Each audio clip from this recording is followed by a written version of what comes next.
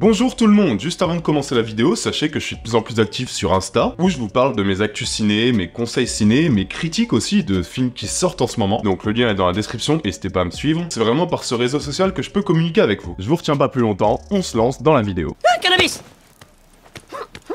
Bonjour tout le monde, on a tous une personnalité du cinéma qu'on adore, que ce soit par son style, que ce soit par ses films, que ce soit par sa manière de jouer ou de réaliser, mais on oublie bien souvent que cette personne, cette personnalité, elle a aussi des préférences en matière de cinéma. Elle a des films préférés, et bien souvent, en fait, étudier les films qu'elle préfère permet de mettre en lumière quelques points dans sa filmo. C'est toujours intéressant de voir quels films aiment les personnalités que nous, on adore. Et on a déjà parlé des 10 films préférés, par exemple de Nicolas Cage, de Kubrick, de Nolan. Et aujourd'hui, les amis, j'ai choisi de me pencher sur les films préférés de Alain Chabat.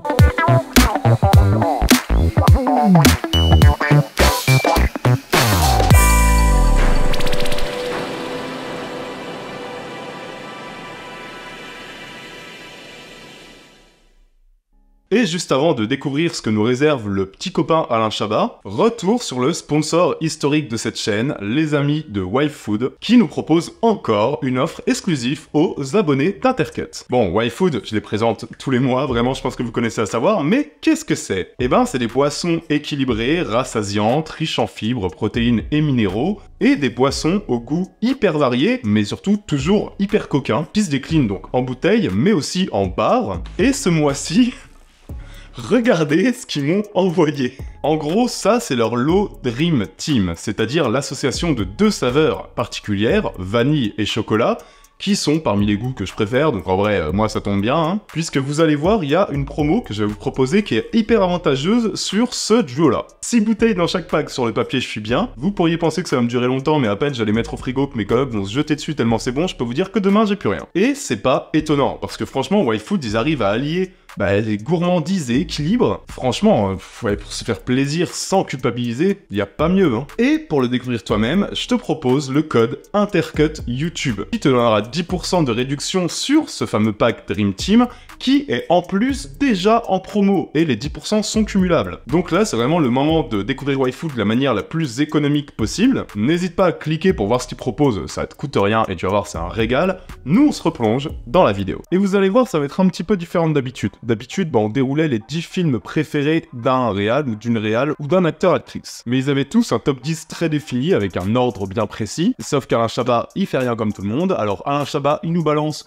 grosso merdo un gros top 50 sans ordre défini, sans ordre de préférence. Et vous allez voir, on retrouve autant du Mad Max 2 que du Beetlejuice, que du Evil Dead 2, en passant par Suspiria et le Livre de la Jungle. Bon, bref, il y a un petit peu de tout. Du coup, moi, j'ai choisi 5 films de cette liste, très arbitrairement. Et je vais m'attarder spécifiquement sur ces 5 films. Vous allez voir, on va deviner assez facilement pourquoi Chabat les a calés ici. Parce qu'en vrai, je pense que vous êtes d'accord avec moi, m'attarder 20 minutes sur Suspiria ou Evil Dead 2 ou Mad Max 2 ou Beetlejuice, ça n'aura pas beaucoup d'intérêt. Je vais pas vous parler une demi-heure des aventures de Rabbi Jacob. On va plutôt survoler Stop et s'attarder sur quelques films. Et d'emblée, on remarque qu'il cite, sans grande surprise, pas mal de comédies classiques des années 70-80, y compris, là c'est génial, Quelques messieurs trop tranquilles.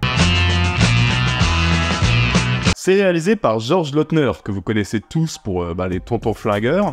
Ce film, c'est une comédie au sacré casting et qui sent bon la campagne, le pinard et l'eau de vie artisanale à 80 degrés, où on nous plonge à Loubresac, qui est un charmant petit village du Lot, où la vie suit son cours, sauf qu'une bande de hippies s'installe vers chez eux, et ça, les habitants de Loubresac, ils aiment pas trop être dérangés dans leur tranquillité par des hippies qui baissent partout et qui s'habillent comme des tellurés, que ça dégoûte. Oui, parce que vous allez voir les gars, la représentation qui est faite des hippies dans ce film, on est quand même pas loin de OSS 117, mais je vais y revenir, c'est assez volontaire. Bref, en plus de ça, au moment où les hippies s'installent, le village se retrouve en plein milieu d'une enquête policière, et naturellement, tous les soupçons vont se tourner vers eux, là, avec leur MST, là, dégueulasse. Bon, allez, j'arrête, mais sachez juste que ce film, ce postulat de base, c'est l'occasion d'une comédie très légère en fait, très décomplexée, très feel good, ultra caricaturale certes, et au début volontairement plutôt sur les hippies, mais vous allez voir la caricature va très vite en fait s'éloigner du groupe des hippies pour mieux s'attarder sur les habitants de ce village, qui sont en fait des typiques français bien moyens, bien chauvins, qui sont eux aussi en vrai remplis de clichés. Alors vous dormez tous là? Ouais, là, à côté. Alors c'est pas une merveille de cinéma, vous allez pas avoir une mise en scène qui va révolutionner votre sens artistique, mais c'est une comédie ensoleillée qui se paye le luxe de quelques gags purement visuels, et ça je pense que c'est ce qui a principalement plu à Alain Chabat. Je veux dire, on n'est pas sur un téléfilm avec quelques petites blagues juste écrites, comme peuvent l'être ce genre de comédie moderne qui traite un peu des mêmes sujets, c'est-à-dire par exemple qu'est-ce qu'on a fait au bon Dieu. Je veux dire, là il y a vraiment, il y a de la mise en scène quand même, il y a une bonne humeur qui est assez communicative, une bonne humeur parfois franchement érotique, toujours un peu beauf, mais gentiment beauf quoi. En fait c'est un film doux comme un accent bourguignon qui revient quand t'es entouré de Parisiens et que t'as plus quelques verres de trop. Franchement, dans le genre petite comédie grand public innocente mais charmante, qui s'amuse à prendre quelques virages vers le film policier d'ailleurs, et qui joue des clichés avec une totale conscience de soi-même, je trouve que c'est quand même un visionnage assez plaisant. Et du coup, après ce film, on va continuer à descendre la liste de Alain Chabat, et vous allez voir, on y retrouve pas mal de grands classiques, jusqu'à tomber sur l'assez dingue Tommy, réalisé par Ken Russell. Bon alors Ken Russell, je vous en ai déjà parlé de ce cinéaste dans une longue vidéo sur son film absolument taré qu'est Les Diables, et si Tommy est sur le papier un peu plus classique, vous allez quand même vite comprendre que plus classique, ça veut un peu rien dire quand on parle de Ken Russell. Déjà, je vais essayer de vous décrire au mieux le concept. En gros, le film, il est basé sur l'album Tommy de The Who, qui est un album concept avec des péripéties, des personnages, etc. Et en fait, tout l'album raconte en 25 titres comment un gamin qui est victime d'un traumatisme est devenu sourd, muet et aveugle avant d'un coup de retrouver ses sens et de devenir une sorte de gourou qui va concentrer autour de lui de nombreux fidèles. Et Ken Russell va décider de mettre l'histoire de cet album et globalement cet album tout court en images, et en fait il va réutiliser évidemment les chansons de The Who, mais il va les faire chanter par Jack Nicholson, Elton John, Oliver Reed ou même Tina Turner. Et en fait l'idée, je trouve qu'elle est quand même assez géniale, l'idée est assez dingue et elle a fait débat évidemment, même auprès des fans de The Who. Ça semble assez évident. De toute façon, on parle d'un film de Ken Russell, c'était inévitable, mais moi je trouve que l'idée et le résultat est quand même assez fascinant.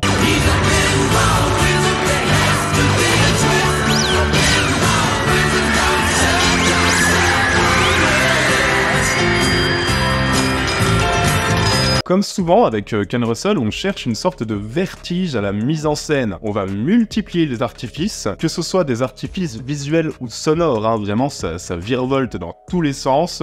Ça joue sur des surexpositions, ça zoome et ça dézoome gratuitement, ça s'amuse avec les lumières. Et si généralement on sent quand même une sorte de bordel, mais de bordel un peu maîtrisé dans les films de Ken Russell, c'était même le cas dans Les Diables, ici non, les gars, ici ça joue vraiment sur le chaos, ça donne absolument l'impression d'être capté, vraiment sur le vif. Et c'est ça en fait vraiment pour moi la définition d'une sorte d'opéra rock complètement psyché qui s'amuse avec toute l'imagerie typique 70s, j'ai envie de dire, du sexe, de la drogue, de la religion, et puis voilà, même l'imagerie de la vie quotidienne des 70s avec cette espèce de concours de flipper qui sort de nulle part. Vraiment, Tommy, c'est vraiment un trip improbable. Dans l'idée, on pourrait tenter de le rapprocher de The Wall. Vous voyez, le film qui est inspiré qui est tiré de l'album de Pink Floyd, mais ici c'est vraiment plus chaotique, beaucoup moins maîtrisé, et du coup plus punk, j'ai envie de dire. Vraiment, je vous conseillerais jamais assez de vous pencher sur la carrière de Ken Russell, les amis, et Tommy, c'est un film qui vaut vraiment le détour. Et on va continuer à descendre dans la liste d'Alain Chabat, jusqu'à atterrir sur un autre film qui attire l'attention, un film réalisé par Walter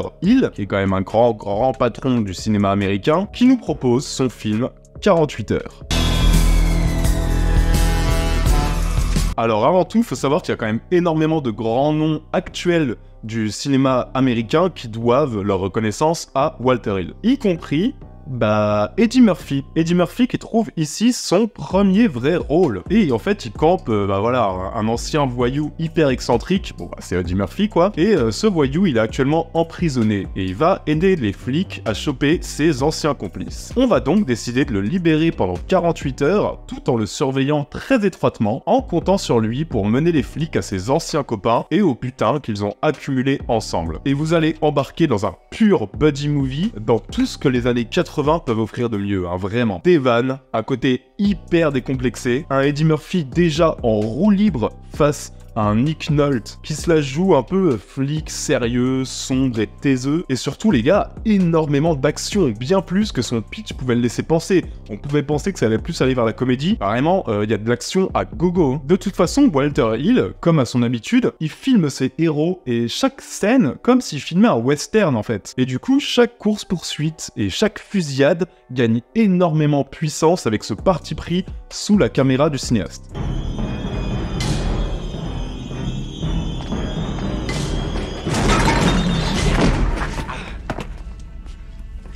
La recette, on la connaît. Tu places un duo forcé et complètement opposé dans une multitude de galères et tu regardes comment ils s'en sortent. Et ici, vraiment, il y a toutes les qualités d'un excellent buddy movie. Je veux dire, la relation et l'alchimie entre deux grands acteurs, des dialogues excellents, vraiment des dialogues hyper percutants et qui vont à 300 à l'heure, un rythme aussi qui va crescendo. Et si en plus de ça, tu cales quelques scènes assez cultes qui sont notamment liées à Eddie Murphy qui fait vraiment un grand numéro, et aussi une vraie ambiance crépusculaire mais de polar en fait. T'as un vrai bon film qui assume aussi son côté policier, c'est en aucun cas juste une espèce de parodie, loin de là. C'est un vrai film policier, un vrai film d'action quoi. Juste que l'humour va naître de cette association un peu contre nature, et vraiment les amis, j'insiste, mais c'est un visionnage qui est extrêmement plaisant, un film vraiment matriciel et ultra divertissant, avec même quelques séquences fortes et séquences d'action qui pourraient presque, franchement, qui auraient complètement la place dans un die-hard quoi. Ce film, il a vraiment posé les bases de pas mal d'autres films, que ce soit Bad Boys, que ce soit The Nice Guy. Donc là, vraiment, Alain Chabat, il cite un patron avec Walter Hill. Plus classique que l'OVNI Tommy, évidemment, mais un sacré numéro. Et on va continuer avec quelques films dont j'ai déjà parlé sur Intercut, donc je suis ravi de voir que je partage pas mal de goûts avec Alain Chabat. Vous verrez notamment, La Vallée de Gwengi, vous verrez Monde Ouest, vous verrez Eden, que j'ai déjà évoqué sur la chaîne. Et puisqu'on a parlé OVNI, là, il y a un autre titre qui attire mon attention, les gars. C'est La dialectique peut-elle casser des briques? Le premier film entièrement détourné de l'histoire du cinéma. La dialectique peut-elle casser des briques? Avec un titre pareil, déjà, ça promet, et le moins qu'on puisse dire, c'est que du côté d'Alain Chabat, on aime le conceptuel, et du coup, là, on y va fort. Bon, alors déjà, si je vous parle de détournement, vous allez tous me dire... La classe américaine, évidemment. Mais bien avant ce film culte, il y avait La dialectique peut-elle casser des briques. Concept hyper simple. On prend un vieux film de kung-fu un peu pété, on enlève tous les dialogues et on les redouble en réécrivant toutes les phrases pour en changer tout le sens et balancer des répliques improbables. Et d'un coup, le film de kung-fu devient l'histoire de maîtres d'arts martiaux coréens et communistes qui s'opposent à des oppresseurs japonais capitalistes. Bon alors le programme, perso, je le trouve juste génial. Alors, attention, les gars, on est sur un vrai bon gros film de gaucho comme on aime, qui s'amuse complètement, on va y revenir, c'est vraiment un film drôle avant tout, mais voilà, on défend bien le prolétariat contre cette connasse de bureaucratie imposée par ces amoureux du capitalisme. Et on le fait à grand renfort de grandes phrases complètement aléatoires. Vraiment, c'est un bon film à découvrir avec vos potes communistes et quelques gros paquets de bière à la main, quoi. Mais la manif a mal tourné. Toujours prêt à tuer du prolo? Toujours prêt? Alors bien, si vous voulez, oui, évidemment, il y a une portée politique. C'est un film politique et profondément situationniste, c'est-à-dire en lutte contre les sociétés marchandes, et ça, c'est une vraie thématique en Chine. Mais on est là pour parler cinéma, les gars. Et niveau cinéma, franchement, voir des gens faire du kung-fu n'importe comment, puis d'un coup lâcher ce genre de phrases... J'ai une proposition qui ne devrait pas te déplaire. Garde tes mains pour pisser. C'est un régal en fait, le décalage image-dialogue fonctionne à merveille. C'est une idée complètement folle je trouve, et un résultat hyper distrayant et toujours drôle. Et franchement les gars, c'est quand même complètement dans l'esprit d'un Alain Chabat, on va pas se mentir. Je suis pas du tout surpris de voir le film cité ici. Après c'est un film que je connaissais pas, perso, c'est un film que j'ai découvert pour cette chronique, je me suis... régalé. Mais il est temps de clore ce top, et je vais du coup m'attarder sur un dernier film parmi tous ceux qui ont été cités par Tonton Chabat. Et entre deux Rabbi Jacob ou Loup-garou de Londres, il nous cale une petite merveille de cinéma, vraiment magnifique. Un film de Jim Jarmusch qui s'appelle Stranger Than Paradise. On va suivre Willy, qui est un émigré hongrois qui vit à New York, et franchement il y vit bien, il s'est hyper bien acclimaté à la ville, il gagne bien sa vie, il est branché, il sort avec son pote, sauf que Eva, sa jeune cousine hongroise de 16 ans, va venir lui rendre visite. Et après une ellipse, les trois personnages, donc Willy, Eva et son pote, vu qu'ils s'ennuient beaucoup, ils décident de partir en road trip à travers les États-Unis. Mais attention, hein, c'est un road trip façon Jim Jarmusch. Donc c'est vraiment tout simple sur le papier comme pitch, mais ça permet à Jim Jarmusch de se servir de l'American Dream et de tous ces clichés comme un espèce de point de départ pour une histoire belle, une histoire légère, une histoire profondément poétique, et une histoire qui se moque bien des clichés américains. En fait, c'est presque plutôt une espèce de ode à l'ennui et à la paresse, où les personnages sont vains, en fait, et les personnages ne découvriront jamais qui ils sont, pourquoi ils s'ennuient autant, ce qu'ils devraient être. C'est vraiment une espèce d'éloge de l'échec, et le tout est magnifiquement filmé par le cinéaste, quoi. Ava, I want you to stay down until the motel guy comes out and goes back in his office. Why? Why pay for 3 people? It's fine. I thought you guys said you were rich. Shh, get down. Il y a un travail quasiment de photographe naturaliste dans ces cadres, dans ces éclairages, dans cette espèce de beauté qui se dégage d'un quotidien pourtant pas folichon, hein. Je veux dire, on est loin de l'échappée belle, on est loin du road trip fabuleux et magnifique, non, en fait, ici, les personnages fuient à la recherche d'un rêve qui n'existe pas, et les paniers, l'argent, l'Amérique fantasmée, vous pouvez faire une croix dessus, hein, ils la trouveront pas, mais qu'importe, en fait, parce qu'il y a quand même vraiment une vraie magie dans la manière de filmer cette épopée, et cette magie, vraiment, elle appartient qu'à ce cinéaste-là. Alors, il se passe pas grand-chose, hein, dans Strangers in Paradise, on filme juste la vie, en fait. La vie est rythmée par des musiques magnifiques, on filme des paysages qui, eux, ne sont pas beaux, des personnages qui ne s'extasient pas parce qu'ils n'ont pas de quoi s'extasier, et finalement, c'est peut-être ça qui constitue aussi 95% de notre vie, hein. En vrai, je trouve que c'est vraiment un grand film, Strangers in Paradise. Il faut être prêt, mais c'est quand même vraiment un film d'une douceur absolue. Not that. Screaming Jay. Oh, that's awful.